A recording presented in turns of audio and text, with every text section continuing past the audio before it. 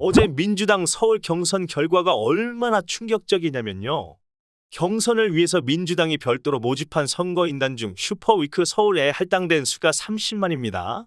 이 30만과 일반 당원 투표에서 이낙연이 이재명을 2배를 훨씬 넘는 차이로 이긴 겁니다. 좌성향을 지닌 유권자의 현재 심리를 잘 알 수 있죠. 적합도에서 이재명은 낙제점을 받은 겁니다. 이 판에서 이낙연이 순순히 발을 뺀다면 그건 병신 셀프 인증과 다를 게 없습니다. 당장은 승복 입장이 나올 수도 있겠지만 장기적으로는 반드시 후보 교체론이 나올 수밖에 없는 상황입니다. 어지간한 여론조사 표본보다 훨씬 규모가 큰 집단이라고 할 수 있는 게 별도로 모집한 선거인단이기 때문입니다.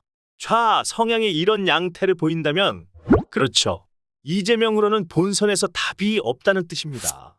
이래서 충격적이라는 겁니다. 총득표율에서 최소 55% 이상은 나왔어야 대세론을 입증하며 당과 청와대를 통제할 수 있었을 텐데요. 잡음이 나올 수밖에 없는 50.2%입니다.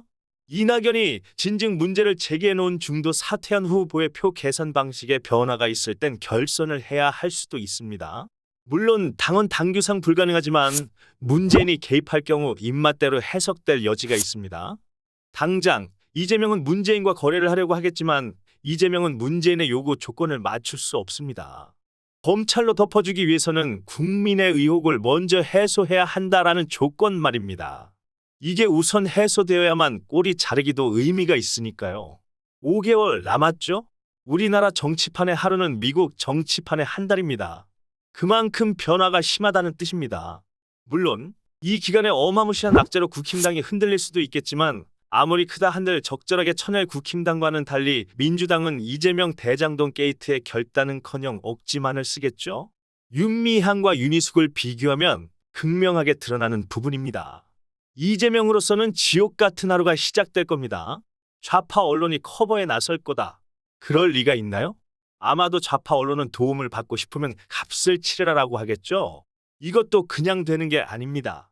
기관지와 다를 바 없이 운영되는 좌파 언론의 특성상 구독자의 입맛을 절대로 무시할 수 없으니까요.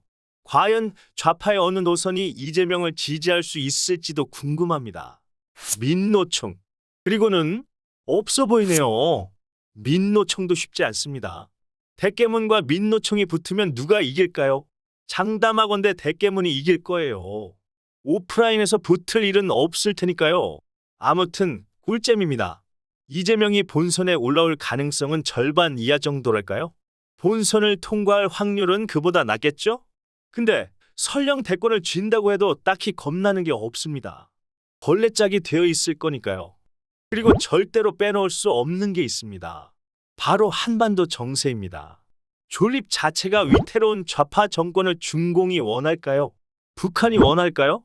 또 이재명 자체를 미국이 원할까요? 이낙연이 머리가 있다면 당장 중공 대사를 찾아야 할 겁니다. 북한과 라인이 유지된 주사파 조직도 찾아야 할 테고요. 캬, 하루하루가 아주 그냥 어찌나 재밌는지